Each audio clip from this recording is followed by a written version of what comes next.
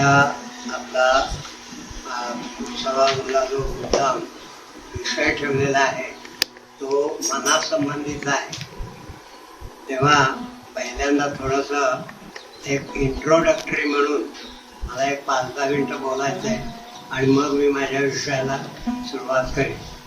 आपल्याला माहिती आहे की जगामध्ये सर्वात आधी असं जे तत्वज्ञान आहे किंवा आधी ज्ञान आहे ते ऋग्वेद आहे आणि हे जगातल्या सगळ्यांनी मान्य केलेलं आहे, सगळ्या विद्वानांनी मान्य केलेलं आहे. आपल्याकडच्याही केलेलं आहे, पाश्चात्यही केलेले आहे, पौर्वात्य अतिपौर्वात्य त्यांनी मान्य केलेलं आहे. आणि म्हणून आता आपण बघतो आहोत की आता तो योग जागतिक दिवस जो झालेला आहे तो त्यातूनच निर्माण झालेला आहे की ही महत्व कुठेतरी मनात का होईना पटलेली आहे. उघड जरी बोलला नाही कारण भारतीयांना मोठेपणा जाईल म्हणून मनात तरी कुठेतरी ते आहे की भारताकडे ज्ञान खूप आहे. तर असा तो ऋग्वेद काळ जो त्या काळात एकूण क्रमाक्रमाने असे 4 वेद झाले. ऋग्वेद, यजुर्वेद, सामवेद, अथर्ववेद. आणि याच्यामध्ये अत्यंत प्रामाणिकपणे, सात्विकपणे आणि जगाच्या कल्याणासाठी ऋषीमुनींनी हे आत्मनिरीक्षण केलं आणि जगाचं निरीक्षण केलं, ध्यान लावलं आणि त्याच्यातून त्यांना जे दर्शन झालं त्याला शास्त्र असं म्हणतात. म्हणून आपल्याकडे षड्दर्शनं जी आहे ती खरं म्हणजे 6 शास्त्र आहे, सायन्स आहे त्याच्यात, पण ते त्यांना दिसलं म्हणून त्यांनी दर्शन असं नाव दिलं. ऋग्वेदात ऋच्या रूपाने जे ज्ञान आहे ते पुढे पेले ना, म्हणून मला काय करायचं, म्हणून मग त्याच्यातून काही विद्वान, काही ऋषीमुनी अरण्याचं जाऊन राहिले. कारण नागरी जीवन असायचं, अनेक लोक यायचे, उपद्रव व्हायचा, म्हणून अरण्यात जाऊन ज्ञान सदा करायला लागले. त्यातून आरण्यक निर्माण झाले. हे जे ग्रंथ तयार झाले त्याला आरण्यक असं म्हणतात. पण पुढे पुढे काय व्हायला लागले, ज्ञान इतकं क्लिष्ट, इतकं सूक्ष्म असं व्हायला लागलेलं आहे. आणि राजे वगैरे ही पद्धत समाजामध्ये रूढ झाली होती, राजा आणि आपली प्रजा. त्यामुळे हळूहळू की जे ऋषीमुनी जंगलात, आपापल्या आश्रमात, जनता इकडे, त्यांच्या समन्वय राखला पाहिजे यासाठी मग हळूहळू त्या काळात जी एक गुरुकुल परंपरासारखी परंपरा सुरू झाली त्याला म्हणायचं उपनिषद. उपनिषद का, म्हणून ते ज्ञान सगळं अत्यंत गूढ असं शास्त्रीय ज्ञान हे पुढे पुढे उपनिषदात आलं आणि त्याने ते व्यवस्थित मांडणी केली. म्हणून उपनिषदांची रचना झाली. आपल्याला माहिती आहे की 108 उपनिषद आहे, 108 असा एवढा जाड ग्रंथ आहे त्यांचा. आणि त्यात प्रत्येक ऋषीमुनींनी आपापली मतं नोंदवलेली आहेत की ब्रह्म काय आहे सांगायला प्रयत्न केलेला आहे. त्यातून मग पुढे हळूहळू त्या विद्यार्थ्यांना गुरुजींकडे पाठवायचं, आश्रमात राहायचं, उपनिषद गुरुच्या जवळ राहून ज्ञान मिळवायचं आणि ते ज्ञान मग वापरायचं समाजासाठी. आणि आपला आनंद, शास्त्रानंद नावाचा एक आनंद असतो, हे ध्यानात ठेवायला लागतं. नेहमी समाजासाठी उपयोगी पडेल असं नाही, आपणही शास्त्रानंद घेऊ शकतो. तर त्याच्यासाठी हे ज्ञान हळूहळू विकसित झालं. पुढे पुढे उपनिषदही आकलन व्हायसाठी झाली. मग आता काय करायचं, म्हणून मग कारण काय कालानुसार बुद्धी कमी होत आहे. म्हणून एकेकाळी आमच्याकडे आयुर्वेदाच्या ग्रंथात दिलेलं आहे की आधी सत्ययुग, मग त्रेतायुग, मग द्वापार आणि आता हे कलियुग चालू आहे. त्या क्रमाक्रमाने ऱ्हास होत येतो आणि त्या ऱ्हासानुसार बुद्धीचाही कमी होते, अल्प होते बुद्धी. एवढी तीक्ष्ण बुद्धी आज राहिलेलीच नाही.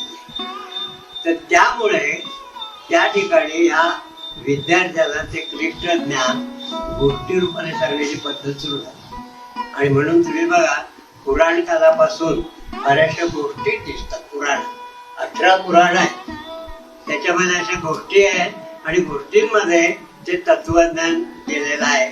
त्या तत्वज्ञानावरती ते विद्यार्थी विचार करायचे. मग त्याच्यातून पुढे इतिहास निर्माण झाला. मग इतिहासामध्ये गोष्ट नोंदी निर्माण झाल्या आणि त्याच्या गोष्टी ज्या इतिहासात होत्या त्या विद्यार्थ्यांना कळायला लागल्या गोष्टी रूपाने. मग पुढे ते पौराणिक नंतर इतिहास आणि आता आपल्याला माहिती आहे की इतिहासामध्ये आपण सगळं हे वाचत बसतो. मला सांगायची गंमत अशी आहे त्याच्यात की ज्ञानग्रहणामध्ये गोष्ट ही समजण्यासाठी असते, पण पुढचा जो विद्यार्थी आहे तो गोष्टीत रममाण व्हायला लागला आणि तत्वज्ञान बाजूलाच राहिला. आणि मग मधल्या काळामध्ये काय झालं म्हणजे ऋषीमुनी आणि जनता यांच्यामध्ये शास्त्रीय देवाणघेवाण होती. त्या काळामध्ये आज लोक म्हणतात श्राद्ध कशाला करायचं, काय होणार आहे, आणि पण त्याच्यात एक शास्त्रीय गोष्ट आहे. ती जी गोष्ट आहे हे एका पिढीने दुसऱ्या पिढीला समजावून देणं हा सगळा मधला भाग तुटला. आणि जनतेमध्ये काय होत गेलं की हे शास्त्रीय भाग कळले नाही की मग एखादी गोष्ट कंटाळवाणी वाटते की का करायचं याच्यातून काय आहे. तर याप्रमाणे एक ज्ञानाचं होत असताना शास्त्रीय पद्धतीचं जे ज्ञान ग्रहण करायचं आहे त्याच्यात हे गोष्टी रूप आल्यानंतर आता विचारलं की गोष्टीत रममाण न होताना गोष्ट ती म्हणजे तत्वज्ञान पकडलं पाहिजे. मग पुढे आपल्याला इतिहास माहिती आहे की परके लोक आले, त्याने आपल्या राज्य केलं, आपले कुठपर्यंत केलं की आपल्या इंटलेक्ट बुद्धी मती ज्याला म्हणतात त्या मतीपर्यंत त्यांनी बदलून टाकलं. आणि त्यामुळे मग आपण आपली जी मूळ जी वृत्ती होती आपली खरी बुद्धी भारतीय बुद्धी ती बुद्धी सापडली गेली. आणि मग अशी सवय लागली की शास्त्रीय भाग शोधायचा चालू दे काही नको कशाला हवंय चाललंय ना. आणि मग इतकं आपण पुढे आलो की एखादा व्यवहार होतोय ना जाऊ असो. तर हा जो भाग होत आलेला आहे त्यामुळे आज आपली स्थिती अशी झालेली आहे की मग पाश्चात्य हिडवायला लागले की तुमच्याकडे कुठे काय तुम्ही काय शास्त्रीय करता काय, तुमच्या सगळ्या गप्पा असतात आणि गोष्टी असतात. पण मग आम्ही ते पाहिलं नाही भाग ना त्याचा हा परिणाम झाला असो.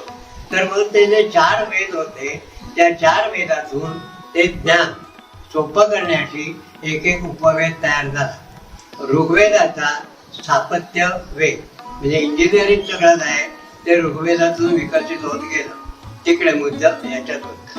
यजुर्वेदामध्ये युद्धकला हे विकसित होत गेली. सामवेदामध्ये गांधर्व वेद गंधर्व जे गायक म्हणतो आपण गंधर्वाचं वर्णन केलेलं आहे. गंधर्व हा देवगायक हा देवांचे गायक.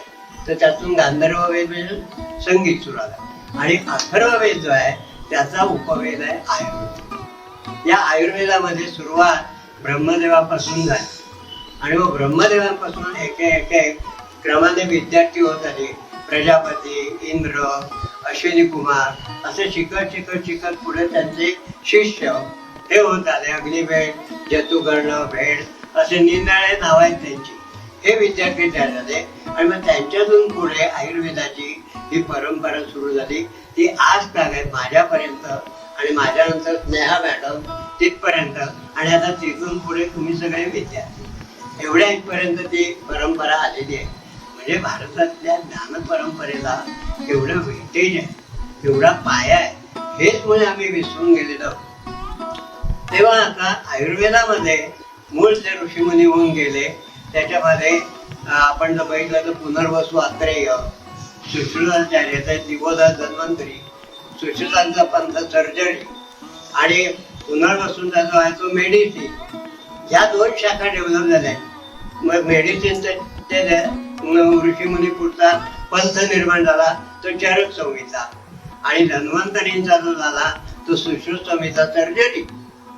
तिथे सर्जरीमध्ये उदाहरण दिलेलं आहे भोज संहितेमध्ये की त्या प्राचीन काळात म्हणजे इसवी सनाच्या पूर्वी कितीतरी 2-2.5 हजार वर्ष जरा इसवी सनाच्या पूर्वी आणि ही आता पुढची वर्ष आहेत ते डोक्यात कवटी उघडून ऑपरेशन केलं होतं. इथपर्यंत भारतीय लोक पोचलेले होते. त्यात कोटेशन आहे ततस्त राजानम शिरत कपालम उत्पाट्य कृमी निशुद्ध पुनश्च शस्त्रकर्मेण शिरस्थापिता. पुन्हा डोक्याने ठेवलं तो माणूस राजा होता तो. त्यांनी ते त्याचं जे आहे ते काम त्यांनी सुरू केलं. इतकं शस्त्रकर्म झाल्याचे उल्लेख आहे. संमोहन होती, सगळं होतं. पण भारतामध्ये हे जे काय रिच, ज्याला हेरिटेज म्हणतात, कशाचं? तर ज्ञानाचं हेरिटेज होतं. आणि हे हेरिटेज त्या काळात उच्चपदावर होतं. त्याच्यासाठी बाहेरून सगळे लोक आले, भारताला सगळ्या प्रकारे लुटून नेलं, सगळी संपत्ती नेली, ज्ञान नेलं. काही ग्रंथ आणि देवळं मोडून टाकली, शाळा मोडून टाकल्या, ग्रंथ जाळून टाकले, काहीने पळवून नेले, भाषांतर केलं आणि ते.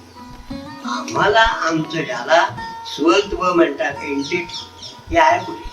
म्हणून चरकांच्या काळात चरकाने त्यांचे विद्यार्थी त्यांच्या भोवती गोळा झाले. आणि ते गोळा झाल्यानंतर विद्यार्थ्यांनी चरकाला सांगितलं की आम्हाला तुम्ही एक एक काहीतरी गुरुजी ज्ञान सांगा. तेव्हा चरकाने पहिल्यांदा काय जर सांगितलं असेल, त्यांना जे ज्ञान दिसलं, जग दिसलं, दर्शन झालं, त्याचं पहिलं सूत्र आहे ते मी तुम्हाला सांगतो. माझी भूमिका एक 10 मिनिटं मी मनाकडे वळणार आहे, कारण तोही विषय खोल आहे. तर चरकाने काय सांगितलं की हे शास्त्र आहे, शास्त्राकडे शास्त्र म्हणून बघा, गंमत म्हणून हो नका. काय त्यांचं आहे बघा, तत्र बुद्धिमान नास्तिक्य बुद्धिम जयात विचिकित्सांच. चरकाने विद्यार्थ्यांना पहिल्यांदा सांगितलं, तुम्हाला शास्त्र देवायचं आहे ना, तर नास्तिक्य बुद्धी ही टाळा. म्हणजे ईश्वर नास्ति इथे नास्तिक्य भावा, ईश्वर वडीलधारे पुढे अमुक प्रमुख आहेत हे नाही. काय तर जरा मी, जसं रावणाचं झालं माझा, कारण की मीच काय म्हणजे शेवटचं पत्नीनंच असायचं का नको नाही, मी. इतका तो अहंकार वाढत गेला. म्हणून नास्तिक बुद्धी काय येते, त्यातून येते. चार्वाक हा वेगळा पंथ होता, नाही असं नाही, पण तरी सुद्धा चार्वाक प्रामाणिक शास्त्र सांगतात. पण आज नास्तिक बुद्धिवाले जे आहेत ते टोकाला जायचं आणि टोकावरच एकदम पुढे मारायची खाली, अशा पद्धतीने वाटतात. त्याला काय नाही, नास्तिक बुद्धी या विचिकित्सांच. विचिकित्सा म्हणजे संदेह, कुठलाही संशय असेल तर तो मनात ठेवू नका, मोकळा. त्याच्या मागे त्याचं उत्तर असतं, तिथे नाही तिथे, तिथे नाही तिथे, तिथे नाही तिथे, कुठेही असतं, पण असतं. एखाद्या गुरुला नाही करणार उत्तर, पण त्याच्यावरचे गुरु आहेत, महागुरु आहेत, त्यांच्याकडे तुम्हाला ते उत्तर मिळेल. का बरं असं? नास्तिक बुद्धी टाळा आणि संदेह टाळा. का बरं असं करायचं? तस्मात् प्रत्यक्षाने अल्पम अनल्पम अप्रत्यक्षम असती. चरकाने पहिलं त्या विद्यार्थ्यांना ट्रेनिंग काढलेलं बघा. डोळ्याला इंद्रियाला दिसणार प्रत्यक्ष ज्ञान आणि जग हे अगदी थोडं आहे, अगदी थोडं आहे. अप्रत्यक्षम अनल्पम, अप्रत्यक्ष जे आहे ते इतकं प्रचंड आहे की ते दिसणार. आणि मग काय होत आहे, यदा आगम अनुमान युक्ती उपलब्धते. आगम म्हणजे आपल्या विश्वासाचा श्रद्धावान पुरुष, की ज्यानं चांगलं सात्विक पद्धतीने जीवन जगलं आणि तो सांगतोय. म्हणून गुरु हा खरं प्रामाणिक.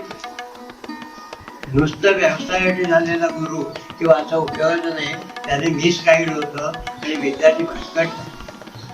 योग्य असं गाईडलाईन देणारा, प्रामाणिक देणारा असा तो गुरु असला पाहिजे.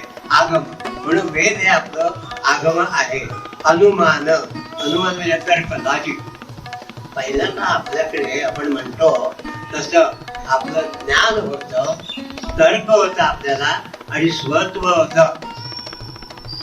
हा जो भाग आहे तो मधल्या काळात काय जे पारतंत्र झालं दडपून टाकलं. तुम्हाला भारतीय लोकांना काही कळत नाही, गप्प आम्ही देतो ते घ्या आणि हे करा. त्याच्याकडे इतकी प्रजा घडली गेली की खरं बुद्धिवान मेंदू असून सुद्धा मागे पडत बरोबर आपलं पिंडाचं आहे, आक्रमकता नाही. बरोबर तू म्हणतो तसं पुढेकडे पुढे जाऊ. आज सगळ्यांचं असं दिसत, जाऊ द्या आता मिटवून टाका आणि करा. पण ते योग्यरित्या प्रकरण मिटलंय का हे कळायला. तर ते लॉजिक, अनुमान आणि युक्ती भी. युक्ती म्हणजे ज्ञानाची योजना. जसं आपण म्हणतो, एक उदाहरण दिलंय त्यांनी, गर्भ कसा तयार होतो तर त्याचं त्यांनी युक्ती दिलेली आहे. उत्तम प्रकारचं शेत, पाणी, ऋतू आणि पीक, या 4 गोष्टी चांगल्या असतील तर त्या ठिकाणी उत्तम पीक येतं. तसं बीज, ऋतुकाल, त्या स्त्रीचा आहार विहार आणि काळ, योग्य काळ हे जर असतील तर उत्तम प्रकारचा गर्भ तयार होतो. इतकं त्यांनी त्या विज्ञानात त्यावेळेला काम केलेलं आहे. यही एव तावत इंद्रियम प्रत्यक्ष उपलब्धते. आपण आग्रह करतो प्रत्यक्ष प्रमाण. ते कशाने? त्या इंद्रियानेत ना. शब्द, स्पर्श, रूप, रस, गंध या इंद्रियाने आपण ते प्रत्यक्ष घेतो. तर ती इंद्रियामुळे अप्रत्यक्ष आहे. ती इंद्रियात तुम्हाला दिसत नाही. त्यामुळे त्यांची क्वालिटी, त्यांची गुणवत्ता तुम्हाला कशी कळणार? असं चरक म्हणतात. हे सांगायचा उद्देश असा की काही गोष्टी जगामध्ये अप्रत्यक्ष आहेत आणि म्हणून मन ज्या विषयावर आम्ही बोलणार आहोत ते सुद्धा असं दाखवता येणार नाही. हे बघा माझं 1 किलो मन, हे बघा माझं 50 ग्रॅम मन, असं दाखवता येणार नाही. मन हे अनुमानाने, तर्काने आणि लक्षणाने जाणावं लागतं. हे ट्रेनिंग आम्ही वैद्याला आयुर्वेदात देतो. नाडी बघतो म्हणजे काय? तर आम्ही आलेल्या रुग्णाला वाचतो तर तो रुग्ण खऱ्या अर्थाने वाचतो म्हणजे जगतो. वाचणं हा दोन्ही अर्थाने, वाचन करणं आणि जगणं, यातून वाचला तो. म्हणून कॉलेजमध्ये असताना एक्सरे हा बघायचा नसतो, एक्सरे हा वाचायचा. तसं नाडी आम्ही बघतो म्हणजे रुग्ण वाचायचा असतो A to Z आणि त्या आमच्या मनात लगेच ती सायकल चालू होते. तर अप्रत्यक्ष गोष्टी ज्या आहेत त्या गुण, लक्षण, अनुमान याने ओळखायचे आहेत. पुढे चरकाने विद्यार्थ्यांना सांगितलं की हे जग निर्माण झालं त्याला काहीतरी कारण आहे, त्याला लक्षणं आहेत, त्याच्यावरचे उपाय आहेत. म्हणून मग त्यांनी पुढे विचार असा मांडला की हेतुलिंग औषध जेव्हा सांगितलं, कारण, लक्षण आणि रोग असं चरकाने सांगितलं. पण त्यांनी हेतूवर असं सांगितलं की जगामध्ये पहिल्यांदा द्रव्यच 2 प्रकारची आहे. एक कारणद्रव्य आहे आणि एक कार्यद्रव्य आहे. कारणद्रव्य जे आहे ते परमाणूच असतं. म्हणजे परमाणुवाद, ॲटॉमिक थेअरी ही कणादानी इसवी सन पूर्व 2-2.5 वर्षापूर्वी सांगितले. ते कणादांच्या वैशिष्ट्य दर्शनात आहे. आम्ही ते वाचतो आणि मग त्याच्यातून कार्यद्रव्य म्हणजे परमाणूंच्या संघटना तयार होऊन झालेली द्रव्य. आता तुम्ही आम्ही हे सगळं दिसणारं जग जे आहे ते कार्यद्रव्य आहे.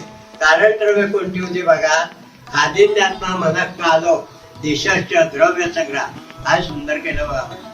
ख आदीनी 5 महाभूत, ख वायू, तेज, आप, पृथ्वी 5, दिशा, काल, आत्मा आणि मन. मन हे या नवद्रव्याच्या सभासदांमधलं एक सभासद आहे. या संघटनेतलं नवद्रव्याच्या म्हणजे ते ऑटोनॉमस आहे. त्या आता काल परवा कुठून तरी आलंय आणि फी वरून सभासद झाल्याचं नाही. ते मुळामध्ये कारणद्रव्यात आहे. जे 5 परमाणू, ॲटम 5, आज त्याने 92 वगैरे जे काय तत्व केली असेल केमिस्ट्रीची ती करू द्यात, काय करायची ती आणखी विकसित केली. पण मूळ जे परमाणू आहे ते 5 आहेत. पृथ्वी, आप, तेज, वायू आणि आकाश. आता कोणी म्हणजे आकाशाला परमाणू नाही आहे, पण त्याचा विचार वेगळा केलेला आहे. त्याच्यामुळे मला इथे कसं सांगायचंय की मी आता याच्या पुढे जे व्याख्यान देईन याचा विस्तार, त्याच्यामध्ये थोडे मतभेदाचे मुद्दे येतील. आता उदाहरणार्थ मन सांगायचं झालं तर मी तुम्हाला शास्त्रीय बेसवरचं मन सांगणार.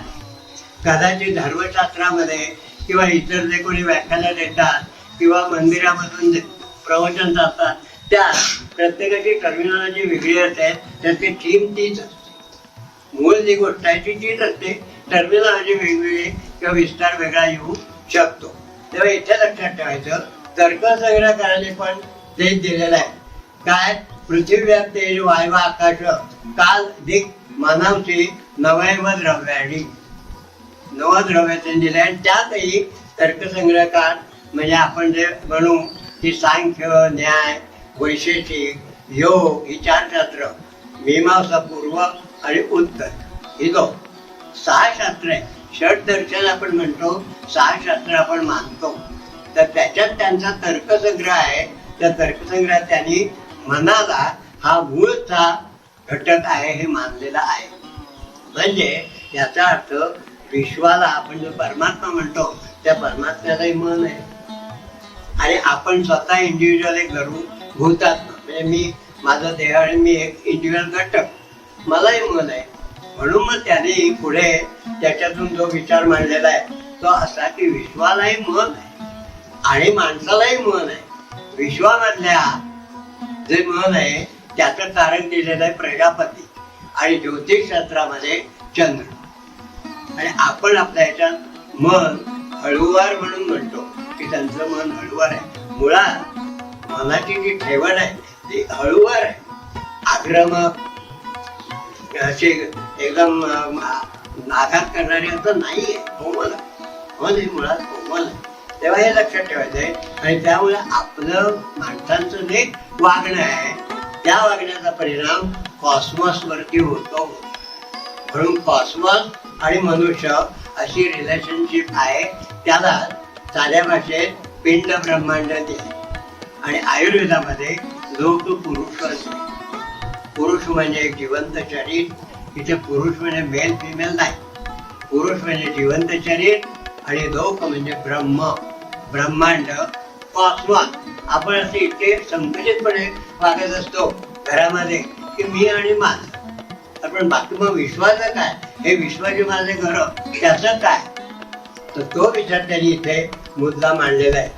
त्यामुळे मग विद्यार्थ्यांना चरकांनी पुढे काय केलं का असं जे मन आहे ते मन कसं आहे तर त्याच्या आधी त्यांनी पहिला सांगितलं भूतात्मा म्हणजे काय, माणसाचा जीव म्हणजे काय, हा विषय मुळात आला. आणि मग मनाचा विचार येईल.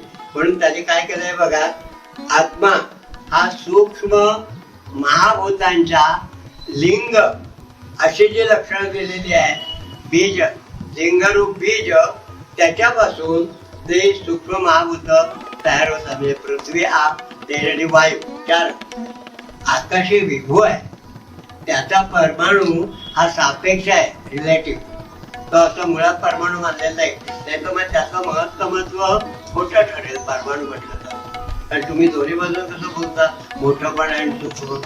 सूक्ष्म आकाश हे आम्ही व्यवहारासाठी स्वीकारलेलं आहे.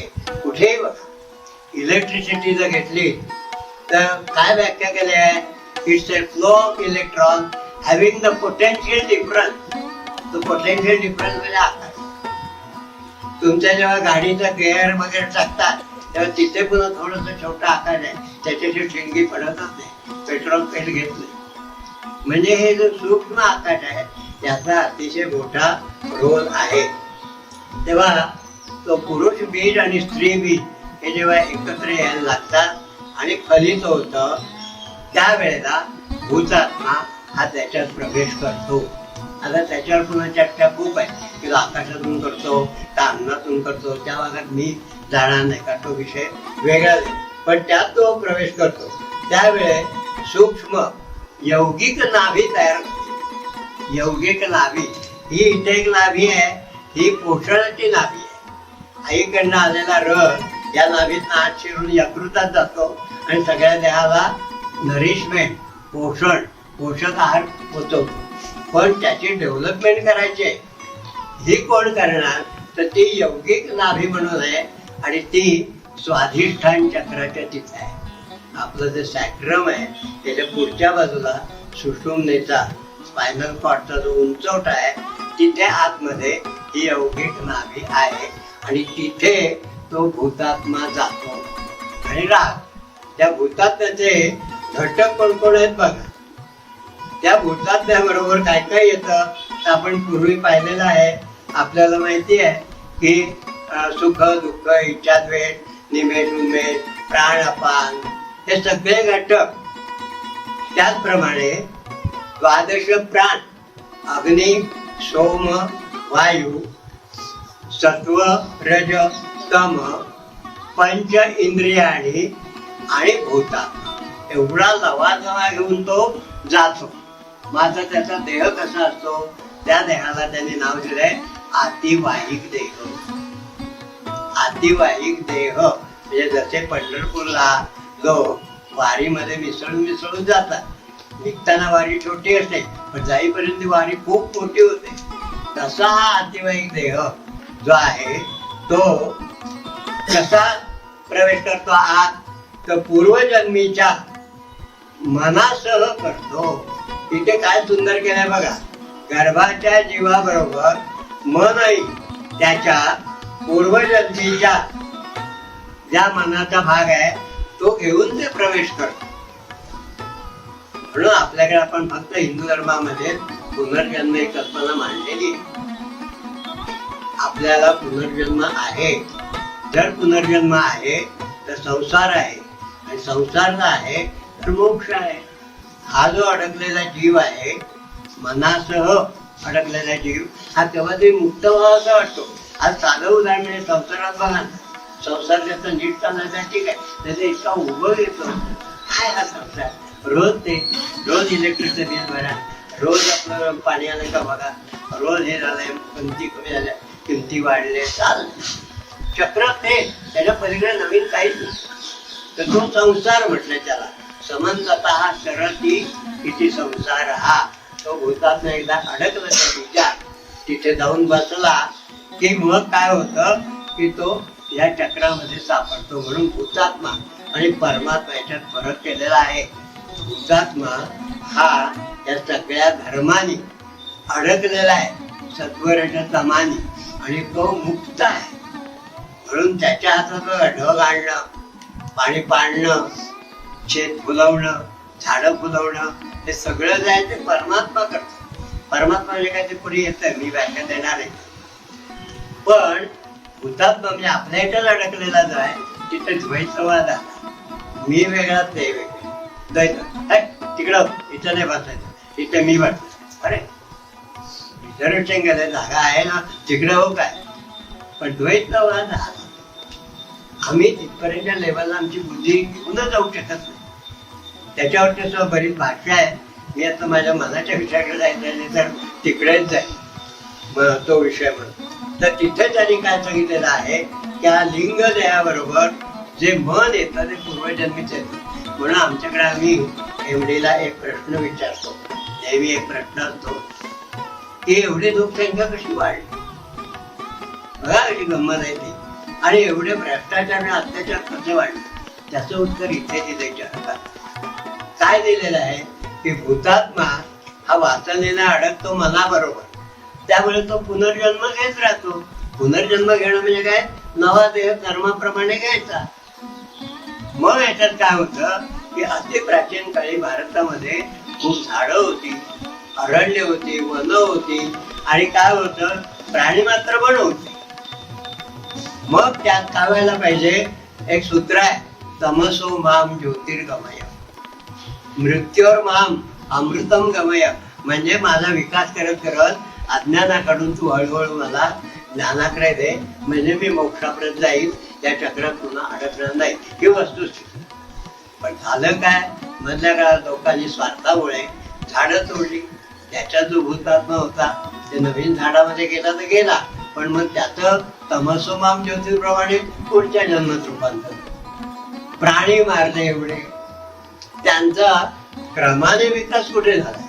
म्हणजे कर्मक्षय करत करत करत पुढच्या जन्मात झाला म्हणजे हा नियम. पण शॉर्टकट मध्ये झाल्याबरोबर माणसामध्ये ज्या देहातून तो भूतात्मा आलाय ते गुण घेऊन आला. म्हणून मग ब्लेड मारलं, ऍसिड ओतलं, पेटवून दिलं, कोयत्याने वार केला, अत्याचार केला, बलात्कार केला. हे काय माणसाचे धर्म आहे? हे पूर्वजन्माचे प्राण्यांचे धर्म आहे. पण मग त्या प्राण्याला हे जर माझं व्याख्यान ऐकू गेलं तेही मला ओरडतील, म्हणजे आम्ही पुष्कळ नियमाने वागतो, तुम्ही आमच्यावर घालू नका, असं ते प्राणी म्हणू शकतात. म्हणजे प्राणी मला सांगायचं काय, प्राणी सुद्धा पुष्कळ त्याच्या धर्माने, नियमाने म्हणजे धर्माने.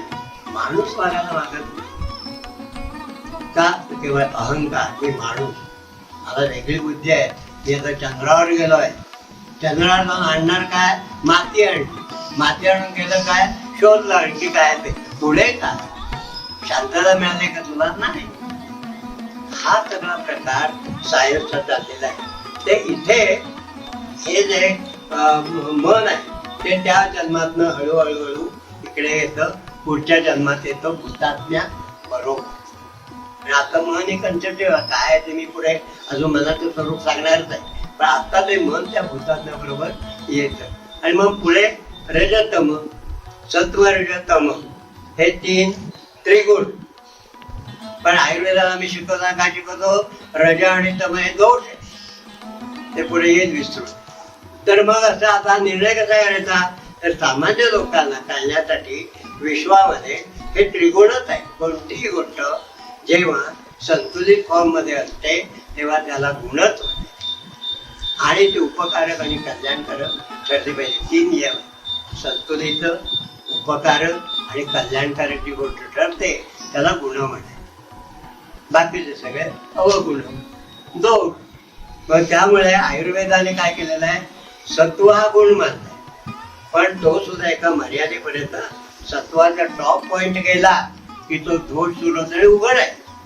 तुम्ही जर वर्तुळाचं एखादा चक्र बघितलं तर ते फिरतंय म्हणजे ते 360 अंश झाल्यानंतर 361 अंश आहे, तो पहिलाच अंश आहे. 362 दुसरा अंश आहे, असे ते अंश सुरू होतात. त्याचप्रमाणे इथे आपण जर म्हटलं की सत्वरजतम यांचा जेव्हा विचार करू तेव्हा धर्मराजाचा सत्वगुणच होता, पण तो काय झाला, निसर्ग नियम किंवा समाजाच्या नियमात तो दोषच ठरला. काही धर्मराज बोललेलं इकडे चाललेलं आहे, पणाला लावतायला ब्रेक एक महाभारतात शेवटी पत्नी लाव, हा कुठला धर्म. मग धर्मशास्त्र आणि तुमचं शास्त्र याच्यात फरक पडला. इतका अहंकार मनुष्य बुडून जातो, आपण कधी बुडतो हेच कळत. रज आणि तम हे 2 गुण, एक रज सत्व ज्ञानासाठी आहे, रज चलाहा म्हणजे चलायमान आहे, आणि तमहा आवर्का असं तिकडे वर्णन दिलेलं आहे. त्यांच्या अध्यात्मशास्त्रामध्ये हे त्रिगुण शिकवतात, पण आयुर्वेदात आम्ही रज आणि तम हे 2 दोष आहेत असं आम्ही मानतो. ते का मानतो ते पुढे येईल, कारण पुढच्या ह्याच्यात लेक्चरमध्ये सर सांगतील की ते दोष कसे आहेत काय आहेत ते. तर रज हा त्यांनी कसं केलंय, चलायमान चंचलता, आणि तम त्याचा अर्थ अज्ञान. म्हणून तिथे सांख्यकारिकेत त्यांनी क्लिअर केलंय हे 3 गुण म्हणजे काय आहे. सामान्याला कळायला त्रिगुण आहे, त्रिगुणात्मक आहे, त्रिगुणात्मक त्रयमूर्ती दत्त आधार कळणार. पण विद्वानाच्या सवयीवर त्यांनी काय आहे, हे परमाणूंचे गुण आहे. परमाणू जे आहेत निम्याळे त्याच्यात 2 परमाणूंनी किंवा अनेक परमाणूंनी एकत्र येणं हे सत्वक्रिया आहे. 2 किंवा अनेक परमाणूंनी दूर जाणं याला तम अर्जव म्हणायचं. आणि दोन्ही परमाणू कुठलेही न्यूट्रल राहणं म्हणजे त्यांनी काही न करता राहणं याला म्हणायचं तमोगुण. म्हणून तिथे त्यांनी प्रीती, अप्रीती, विषादश्च सांख्याने वर्णन केले. प्रीती म्हणजे अट्रॅक्शन, अप्रीती म्हणजे रिपल्शन, दूर जाणं. काय काय लोक म्हणतात जा तुझं मला तोंड बघायचं नाही, पुन्हा आयुष्यात पेक्षा तुम्ही नाही आता पुन्हा कधी माहिती नाही. आणि काही लोक कसं आहे आवडत म्हणजे आपल्या ह्याच्यातच ते राहतात, कायम एक्सपोज होतच नाही. असे हे त्रिगुण त्यांची कार्य. अजून याच्यावरती खूप विचार आहे, पण माझा विषय मुळातला बाजूला रे म्हणून. तर त्यानंतर आता त्यांनी मनाबद्दल शरकाने जे सुंदर पाहिलंय ते इतकं हा छान आहे बघा. शरीरापासून आत्मा कधी स्वतंत्र मोकळा नसतो, कारण आत्म्याचा हा सगळा गोष्टावळा आहे. आत्म्या भूतात्म्याचा पण संसार आहे. कोण संसार आहे तर सुख दुःख इच्छा द्वेष निमेष उन्मेष प्राण अपान सत्व रज तम पंचेंद्रिय आणि भूतात्मा हा सगळा गोष्टाळा आणि सत्म हा सगळा गोष्टाळा आहे. त्यामुळे आत्मा जो आहे भूतात्मा तो स्वतंत्र नसतो, अडकलेला आहे. आणि त्यामुळे पूर्वजन्मार्जित अभुक्ताची कर्म आहे, न भोगलेली ते अकाउंट आहे. जगात कुठे अकाउंट पुरं करावं लागतं. ती न भोगलेली जी कर्म आहे ती मन, बुद्धी, अहंकार, त्याच्यानंतर त्यांचे विकार म्हणजे इंद्रिय आणि इंद्रियांचे विषय हा सगळा गोतावळा त्या भूतात्म्याचा असतो. एकटा भूतात्मा एका बाजूला आणि हा सगळा गोतावळा, त्यात ते मन पूर्वजन्मात आले. आणि त्यामुळे होतं काय, मागे एकदा बरं का रजनीश इथे होते कोरेगाव पार्कला, त्यांनी सुंदर एक उदाहरण दिलं होतं की मुक्त आत्मा कसा असतो आणि गोतावळ्याचा आत्मा कसा असतो. याच्यासाठी ते गोष्टी रूपात त्यांचं सांगितलं होतं. फार सुंदर ऐकण्याची गोष्ट काय आहे, आम्ही तो विचार केला पाहिजे.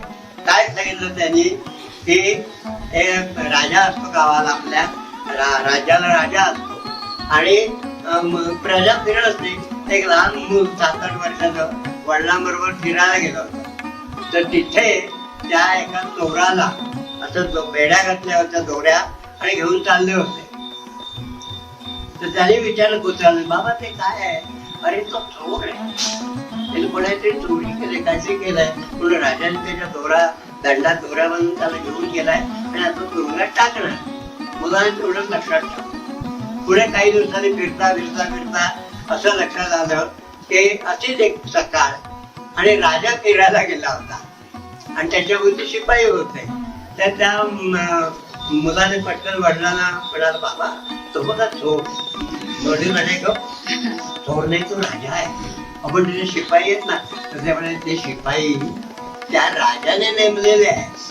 राजा नको म्हणा तर शिपाई निघून जाऊ शकतात आणि मी मोकळा आहे, मुक्तात्मा असा आहे की विषय मला नको, फेकून देतो, नाही आणायचा हिस्ट्री आहे काय एवढा तिकडं लगेच आणि एवढं द्या जरा काय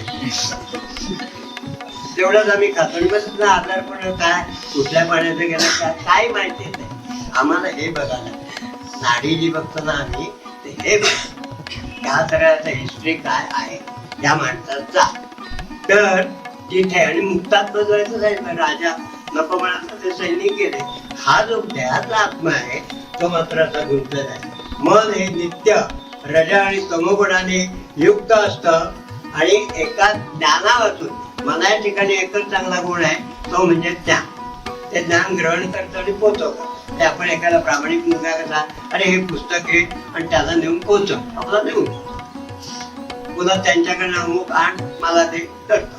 तसं मन हे ज्ञानाचं कम्युनिकेशन मात्र शरीरात उत्तम प्रकारे करतं. बाकी मनाच्या मध्ये दोष आहे आणि प्रबळ असं जे कर्म, आणि प्रबळ म्हणण्याचं कारण की ज्याचं भोगण्यासाठी कर्म भोगण्यासाठी त्याच्यात ताकद असते, त्या ताकदीमुळे ते कर्म ते फळ मिळवून देतं, ते आपल्याला सोडत नाही कधी.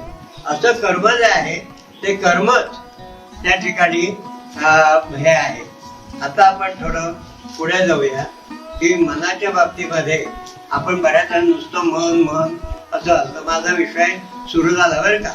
विमान आपण आकाशात गेल्यानंतर ते अनाऊन्स करतात की आता विमान स्टेबल झालंय, आता ते चाललंय, तर जाईपर्यंत असं असतं. तर आता माझा विषय सुरू झालाय.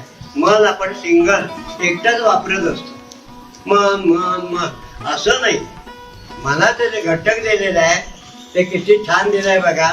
त्यांनी शारदा तिलक योगाचा जो ग्रंथ आहे त्याच्यामध्ये प्रथम पटल आणि 7वा श्लोक आहे, तिथे त्यांनी दिलेला आहे, मनोबुद्धी अहंकार चित्त स्वरूपम संता.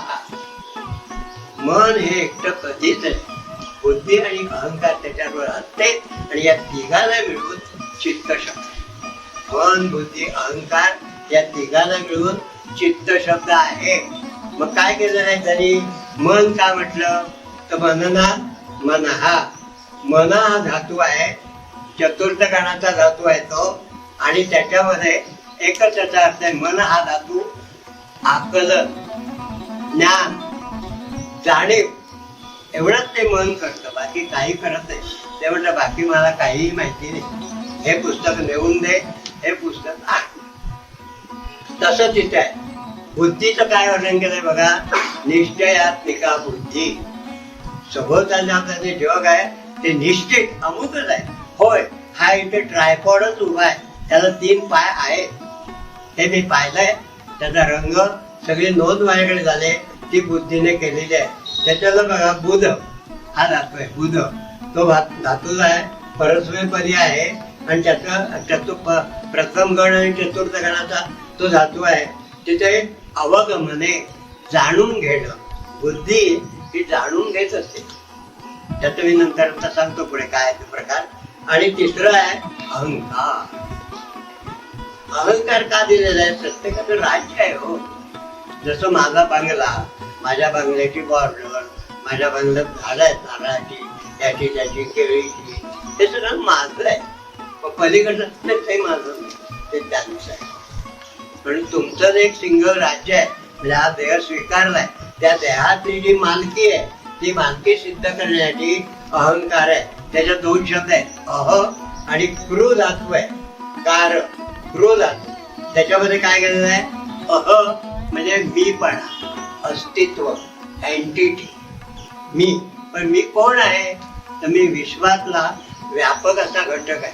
विश्वामध्ये जे विश्व आहे सगळं हे व्यापलेलं आहे कोणीतरी, त्याच्यातला मी एक घटक आहे, तो मी आहे.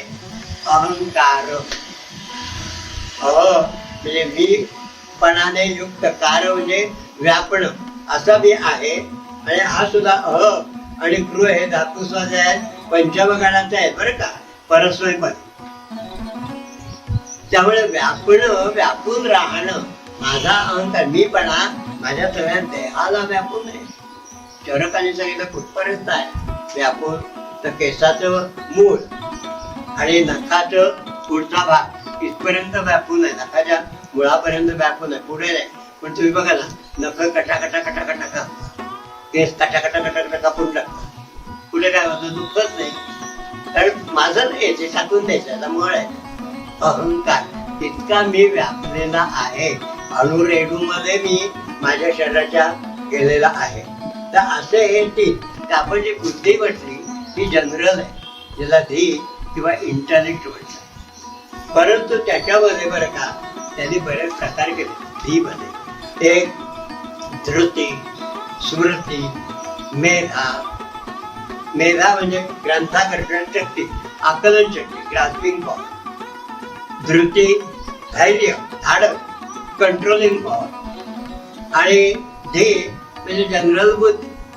ही बुद्धी माणसामध्ये खास करून दिलेली आहे, पण माणूस त्या बुद्धीचा वापर करायला तयार नाही. का? तुझ्या मगाच्या गोंधळ्यात रज तमय आणि इतका तो सगळा झमेला झालेला आहे, त्याच्यामध्ये तो भूतात्मा अडकूनच गेला. त्याला पुढचंच नाही की सगळं. जसं एखाद्या घरातला वडीलधाऱ्या माणसाला घरातल्या सगळ्या कुटुंबियांनी इतका गांगरून टाकायचं, इतका गांजवून टाकायचं की त्याचं काही चालतच नाही. मी काय करणार आता, मी इथे बसून घेऊ, काय तुम्हाला करायचं ते करा. तसा तो भूतात्मा असा झालेला आहे.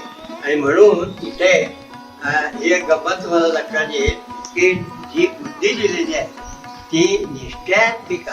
आणि म्हणून आपल्याकडे एक शब्द वापरतात, 4 पुरुषार्थ, धर्म, अर्थ, काम, मोक्ष. मी एका PhDच्या बाईंना मुद्दाम विचारलं होतं की तुम्ही कशात PhD झालाय? तर त्या म्हणाल्या की मी मराठीमध्ये PhD झाला. म्हटलं वा, उत्तम. मराठीतला कुठला विषय? ज्ञानेश्वरी. आणखीनच उडी वाटली. म्हटलं वा, आणखीनच छान. मग म्हटलं मला आता एक सांगाल का? तेवढं काय सांगायचं सांगा. आणि त्यांना त्या माझ्या काय होत्या, इथलं मधलं जे बोन आहे ना ते दुखत होतं. त्याचं कारण मला शोधायचं होतं. बाकी सगळी तब्येत त्यांची चांगली होती, हेच बोन दुखतंय. मग हे डॉक्टर एक्सरे काढा, हे करा, एवढा फक्त हे केलं असतं. पण मी त्याच्यात गेलो नाही, मला माहिती होतं त्यावेळेला मी ज्ञानेश्वरी PhD केलेली आहे. म्हटलं मला एक गोष्ट सांगा, पण तुम्हाला मग माहिती पाहिजे, आपल्यालाही ज्ञानेश्वरी माहिती पाहिजे. असे लोक आले तर रेफरन्स द्यायला. त्याला म्हटलं अकार चरण युगल, उकार उदर विचार, मकार महामंडल, मस्तकाकार म्हणजे काय? रिचर्ड त्यांनी छान सांगितलं की विश्वरूप गजाननाचं रूप कसं आहे काय वगैरे ते. आता म्हटलं इतक्या ज्या मोठ्या झाल्या आता एकदम खाली आणूया त्यांना. कारण ते कुठलं तरी शास्त्राचं उदाहरण देतात, तो शास्त्रात त्याच्या प्रवीण होता बरोबर आहे, पण 2 मांजरं पाळली होती आणि त्याच्यासाठी खोक्याला एक मोठं भोग आणि एक छोटं भोग. लोकांनी विचारलं हे का? तेवढं यातून आई नाही. म्हणजे फार मोठा गेला तरी खाली येण्याची सवय पाहिजे ना, ती नसेल तर पंचायत होते. तर मी त्याला म्हटलं मला तसं का धर्म अर्थ काम मोक्ष म्हणजे काय? तर ते म्हणाले म्हणजे अशा कुत्सित हसल्या की ह्या मला असा काय प्रश्न विचारतो डॉक्टर. म्हटलं का मला प्रश्न चुकला का? नाही म्हणाले. म्हटलं मग काय त्याचं उत्तर काय? आणि 8वीतलं पूर्ण जे उत्तर देईल ना ते त्या PhDच्या बाईने उत्तर दिलं. धर्म म्हणजे धर्म, आपण जे वागतो ते आपले धर्म. अर्थ म्हणजे काय? अर्थ, अर्थार्जन करणं, प्रोव्हिजन भविष्याची. काम म्हणजे काय? आपल्या इच्छा असतात, मुलं बाळ संसार हे सगळं नीट व्हावं. मोक्ष म्हणजे काय? मोकळं पाहिजे. म्हटलं बस, अजून काय वेगळा विचार? तर म्हणाल नाही, अजून काय असणार? म्हटलं मी सांग.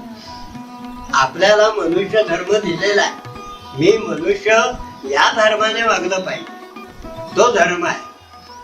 आणि मी का असं वागायचंय हे जे काही उत्तर आहे काच, तो अर्थ आहे. मी सकाळी 4ला उठायला पाहिजे. का उठायला पाहिजे? तर मला आरोग्य मिळणार आहे आणि त्याच्या बदल्यात मी उठलंच पाहिजे, तो अर्थ आहे. काम म्हणजे काय? तर प्रत्येकाच्या मनामध्ये कुठल्या ना कुठल्या गोष्टीची अटॅचमेंट. तुम्हाला जर त्या पद्धतीने ते एखादी गोष्ट साध्य झाली की लगेच ती अटॅचमेंट तुटते. आता जस्ट आमच्या MDच्या विद्यार्थ्यांना अनुभव आला की त्यांना परीक्षा जवळ आली त्यावेळेला डोक्यावरती इतकं ओझं होतं, बापरे बापरे बापरे. ज्या दिवशी ओरल तयारी संपली त्या दिवशी त्या मुलांनी झोप काढली. त्यावेळेला आता झोपतो आम्ही का? मोक्ष झाला. त्या आता तुमच्या त्या अटॅचमेंट पासून दूर होणं, अभ्यासपूर्वक, बळजबरीने नव्हे, तर तो खऱ्या अर्थाने मोक्ष आहे.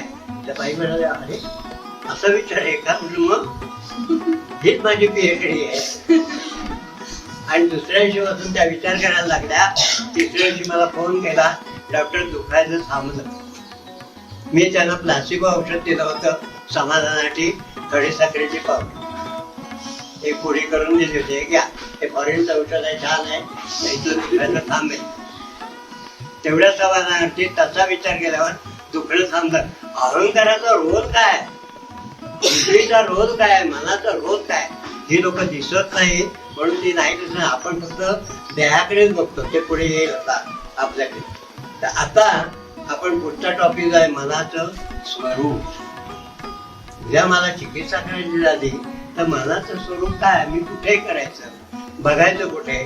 तर तिथे त्यांनी असं दिलेलं आहे, विश्व हे चिरंतन चैतन्य रूप आहे. चैतन्याची व्याख्या मुद्दाम सांगतो, देऊन घ्या हवी तर. किती छान उपनिषद आहेत, त्याने भाषणामध्ये ती दिलेली आहे बरं का. विश्व विशिष्ट परमाणु संयोगात, विशिष्ट परमाणु संयोगात आविष्कृततमा. आविष्कृततमा म्हणजे मॅनिफेस्टेशन, प्रकटीकरण. आविष्कृततमा हा उत्स्फूर्त, स्वयंप्रेरित, म्हणजे आतूनच त्याला प्रेरणा आहे.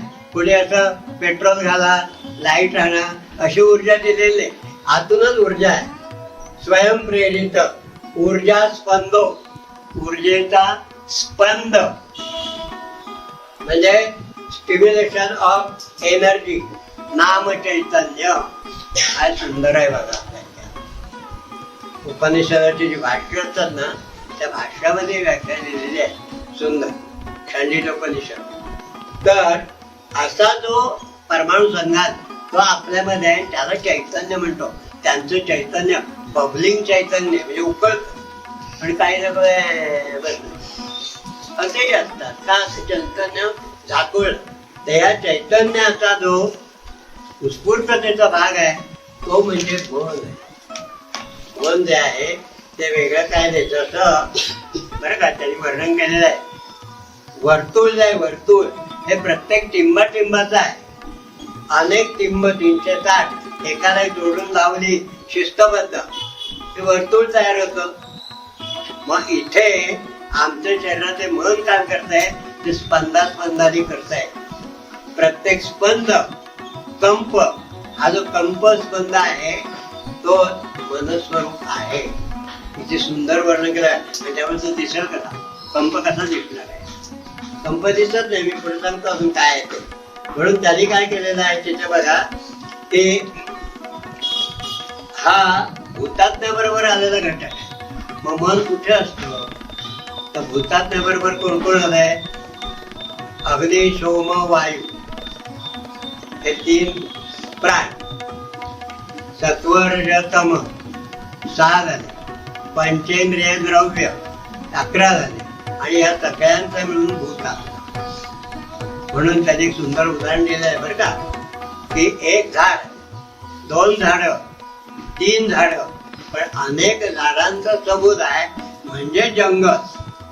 जंगल हा वेगळा पदार्थ आहे, तो जो ट्रीट करतात, पण तो जंगल म्हणजे झाडांचा समुदाय आहे.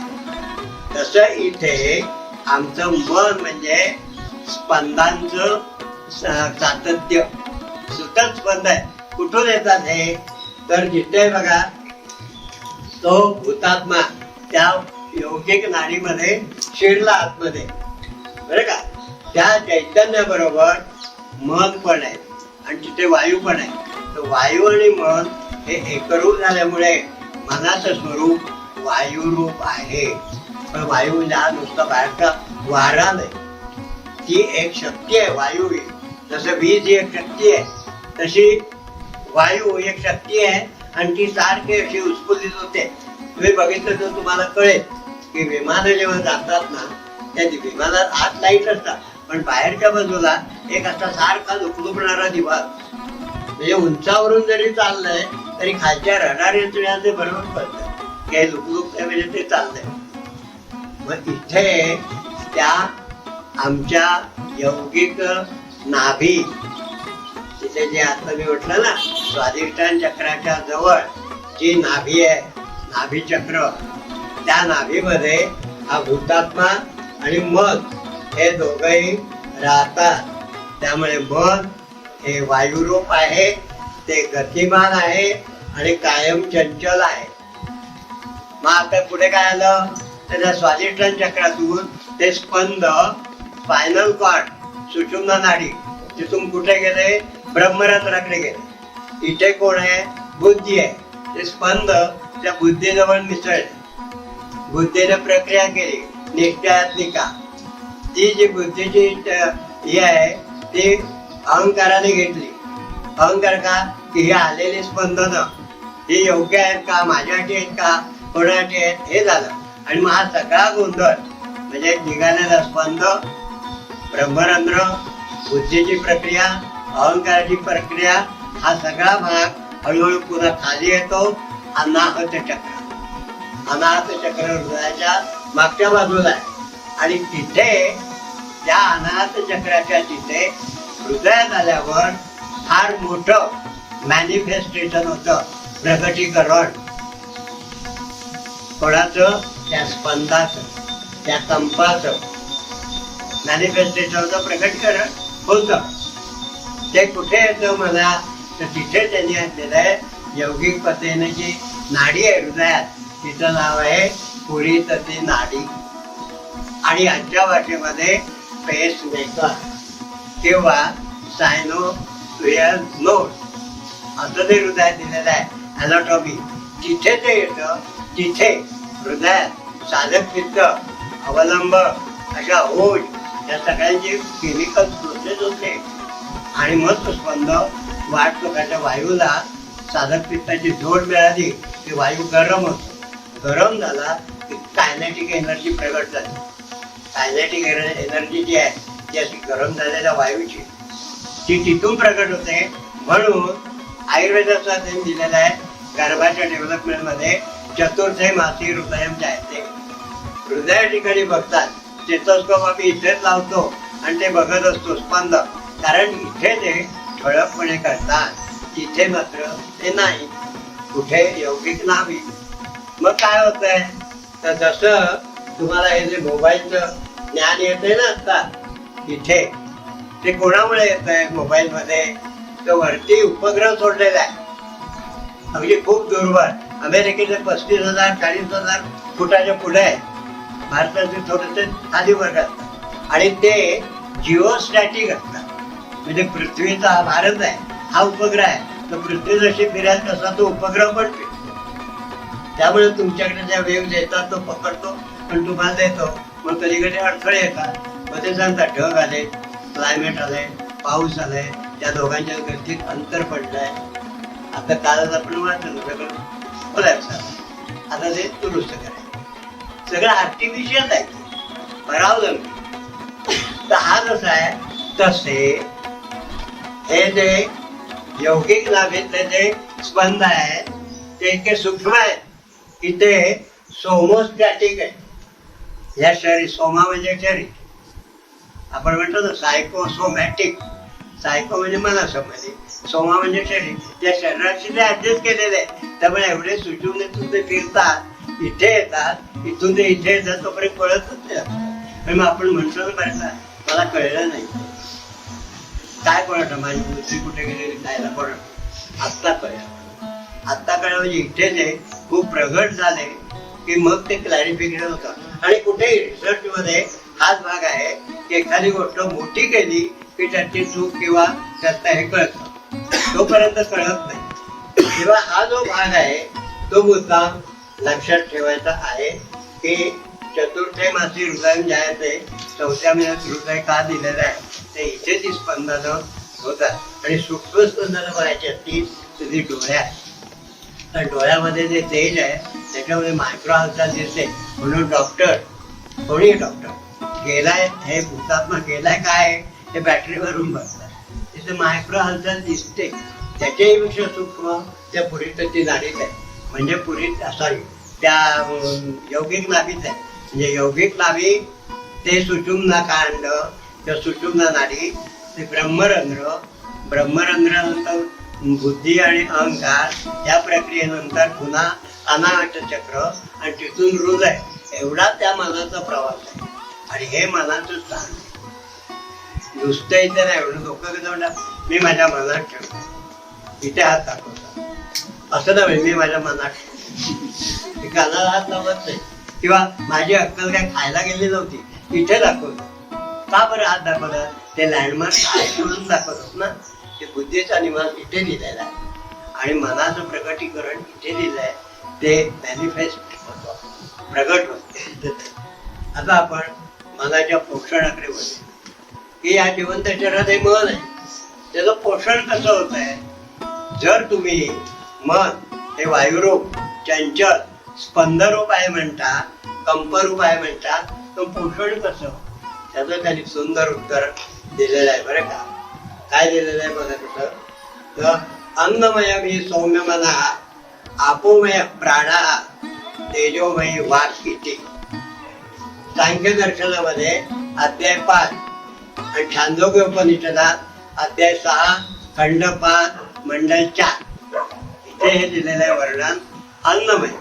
खाली एक सूत्र वेगळं आहे, आहार शुद्ध सत्व शुद्धी, असं एक सूत्र आलेलं आहे. किती छान सूत्र आहे, फार सुंदर आहे, बोलावं थोडं. आणि ते आपण अंमलात आणलं तर आरोग्य आणि सगळ्या उच्च प्रतीच्या गोष्टी मिळतील. नाहीतर मग तो तिकडं तमसो माम ज्योतिर्गमय कसलं तमसोच गमय, खालीच जातो. वर कसा येणार? तर तिथे त्यांनी काय दिलं आहे, आहार शुद्ध सत्व शुद्धी. तर तिथे हा तर त्याने असं दिलंय की त्या स्पंदांचं जे आहे त्याला फिरायला आकाश लागतं. ते स्पंद आकाशातून वायुरूपाने जातात किंवा कंडक्शनने जातात पृथ्वी. म्हणजे कंडक्शन म्हणजे आधी पृथ्वी आहे आणि वायुरूप आले की आकाशाने त्याला फिरायला. तर ते म्हणतात की तुम्ही चांगलं अन्न घेतलं तर आतले जे घटक आहेत त्यांची रचना चांगली होईल, आणि ती रचना चांगली झाली तर आतली अवकाश ही मेंटेन केली जातील. ल्युमेन, आतली अवकाश मेंटेन केली जातील आणि ती झाली तर मनाला फिरायला लागली मोकळं. जसं तुम्ही बघा लहानपणी आजी बरोबर, मावशी बरोबर गावाला गेलो की मग मुलं घरी तिची पागडायला मस्त अंगणात जा, इकडे जा, तिकडे जा, झाडावर जा, पाण्याची विहीर आहे तिकडे जा, फिरून ये, मोकळं. पण शहरात बंद नाही. तिच्या रस्त्याला मी हा बसतो, तसं कुठे हा काय वेळा दिसतो का काय? आज नाही तरी लोक कानाला लावून एकटे बोलत जातात ना, ते लोक काय एकटे वेळे काय बोलत चालले. म्हणजे अजून ती वैज्ञानिक कल्पना डोक्यात रुजलेली नाहीये. तोपर्यंत असंच वाटतं एकटं काय बोलत जात वेळा आहे की काय? त्याला कानात तरी गोंडो फिरते. म्हणजे तो त्याच्याशी बोलतो. ही अवस्था आलेली आहे आपली आज. आणि आता परवा पेपरला असं वाचलंय, कारण विज्ञान कसं वापरावं या मला मुळे ज्ञानच नाहीये. परवा असं वाचलं कुठेतरी, हल्ली विद्यार्थ्यांच्या कानावर ड्रमवर इतका वाईट परिणाम झालाय की फोनची रिंग नाही वाजली तरी त्याला आतमध्ये रिंग वाजू येते. आणि डॉक्टरनी त्याला काही नाव दिलंय हा रोग, म्हणजे नवीन रोगांचा आमचा. आणि मग तिकडे नाही बरं झालं किंवा आयुर्वेदाकडे, मग आयुर्वेदाला पहिल्यांदाच कळतं अरे असं होतंय वाटतं, मला काहीतरी अभ्यास केला पाहिजे, औषध दिलं पाहिजे. तर असा सगळा प्रकार चाललेला आहे. तर आहार शुद्ध सत्व शुद्धी. सत्व हा मनाला केव्हा दिलाय बघा, अतिशय स्वच्छ सुंदर आणि पवित्र असं जे मन आहे तेव्हा सत्व शब्द येतो. आहार शुद्ध सत्व शुद्धी. आज आता आहार काय आहे मी माझ्या तोंडाने सांगू नये, त्याचा माझ्या तोंडामध्ये सगळा मळ साठायला येतं. आहाराचा काही चालू, रस्त्यावर काय खातील तिथेच खातील. मी आमच्या दवाखान्यात येऊन बघतो खाले सगळे खात असतात आणि गाड्या नसतात, त्याची धूळ उडते काय काही. कसला आहार शुद्ध. आहार शुद्ध ना तर सत्वशुद्धी काय होणार. एकाने मी वास्तव सांगतोय की हे आज दिसतंय.